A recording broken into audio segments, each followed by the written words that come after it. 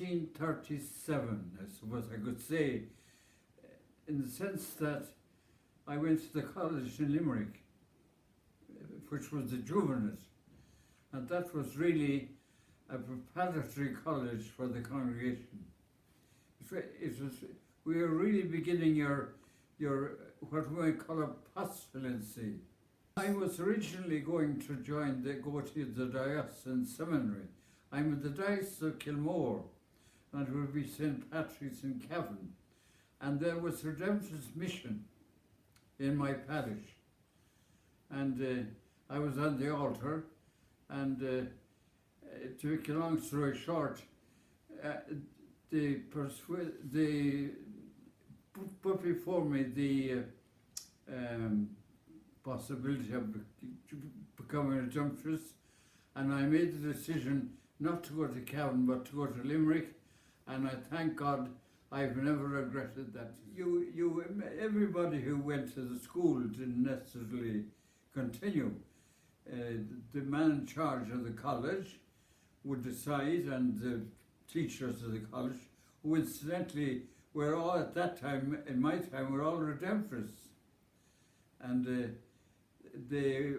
I suppose they were consulted, and evidently they decided that I should go forward, so I went on to the novitiate in 42. The novitiate was very hard. It was the old system of trying to break you instead of trying to make you. The attitude at that time in religious houses was, and it was to break you, make you all exactly the same. If you had any singularity or difference, you were moulded into one shape, which was an impossible thing to do. There was a very old tradition between our two provinces, between Belgium and Ireland, because the Belgians at that time had, in the West Indies, they had a mission, and they didn't know English, so they used to come to Ireland to learn English. We had a provincial, Father Tracy, who thought that we should keep up the conditions, keep our contact with the continent. So three of us were appointed as students, and we went to a place called Beauplateau, which was way out in the wilds. You could say Esker here is metropolitan compared to what Beauplateau was like. And we were starved in it as well. Food was terrible and hard to get, and our house had been occupied by the war. In fact, there was one of the old priests lost an arm in the siege. Well, I think it was the best decision I ever made in my life, or the kind of thing was done for me, because I learned that once I crossed the channel, I learned that how different Europe is from, especially the British attitude, the kind of familiarity and kindness. And I went back to Galway here, to Clement, to our house of studies, and I was ordained there in 51. When we finished our novitiate in Dundalk and came down to the house of studies, we numbered 47. We were probably in the 60s or 70s when I was ordained. But one time it reached 100. There were 100 students preparing for the priesthood. Oh, it was tough, because it was the war affected us.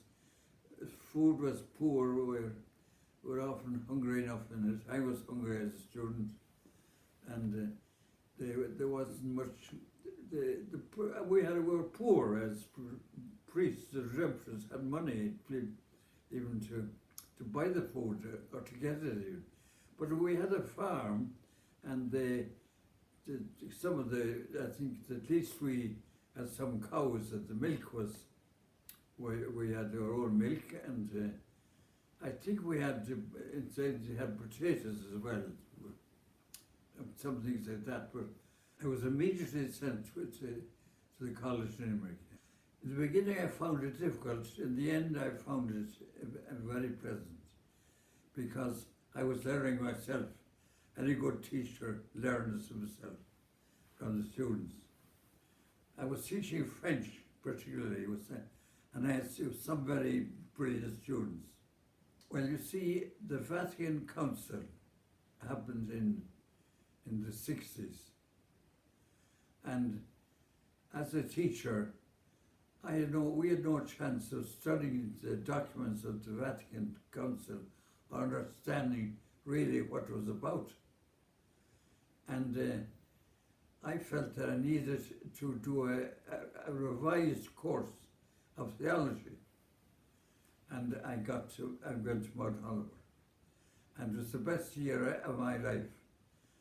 It helped me in many ways in my attitude to the church, my personal life. I was turned inside out in Mount Oliver. And I regard that year as one of the most important years in my spiritual and theological life. It means by that time, of course, I had seen a good bit of the continent, and I had a foothold on the continent, and as a result of it, I visited many places all around Europe that I would never have seen if I remained as a secular priest, you know. Okay. It's later on that I was in East Germany, that I crossed the checkpoint Charlie and did a tour of East Berlin, which was very rare that time. You were running a tour of the city of East Berlin, and it was very austere. And I always remember that I thought it was more Christian than the West, because the West was German, the American soldiers, and all the worst qualities of life in the West was there. I spent 12 years in Luxembourg. I like Luxembourg because it's one of the most beautiful cities in Europe.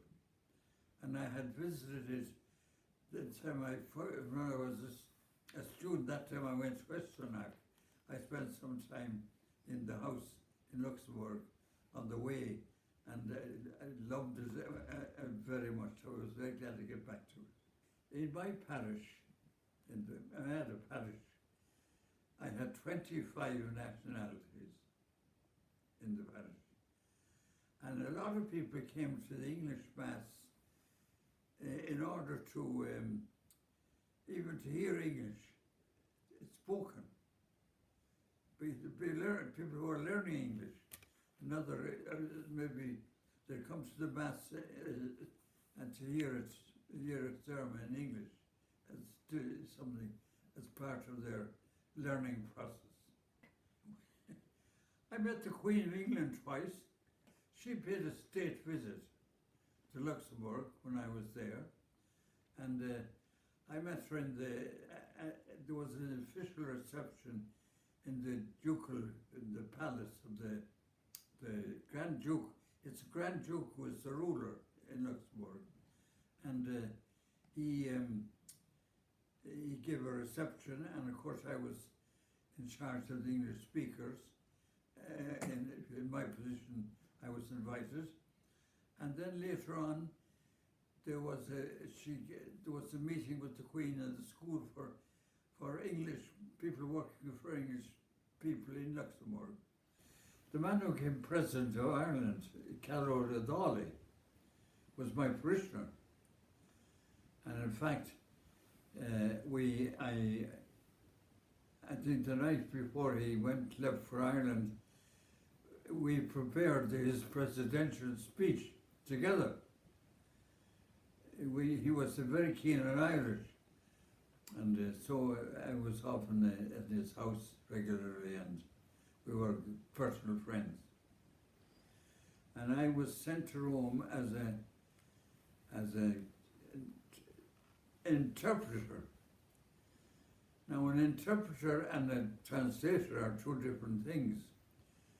I had the hardest job in it. I had to interpret both French and English. And the first thing I had to know when a man stood up to speak, which language he was speaking in. I had a way in my cubbyhole for a press button to find out what language he was talking.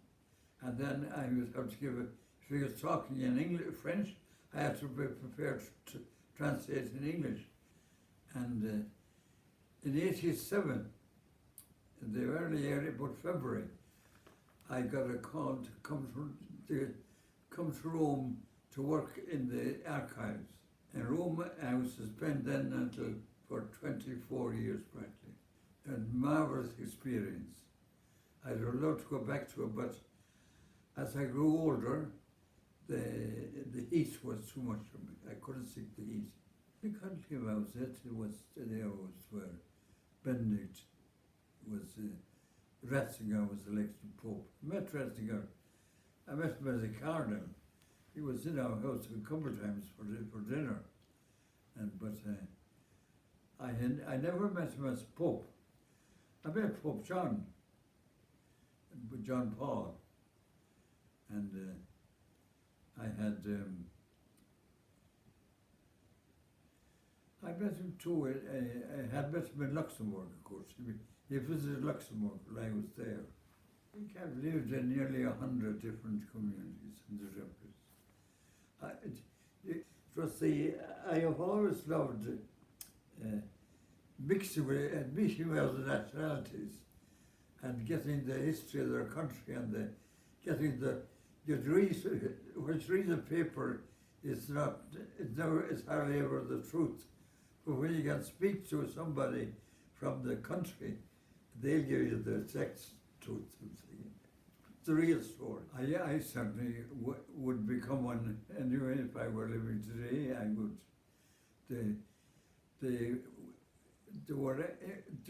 Our vocation was particularly to be friendly, near to people, and friendship with the poor, and work for the poor. And they would, for example, all those that work in our houses, like the people who are just sweeping the corridor, our whole idea is they must regard themselves as part of the community. There's nobody watching them, nobody looking at them when they do their work. And they all say that they know that and feel it, and they feel it much at home in our communities.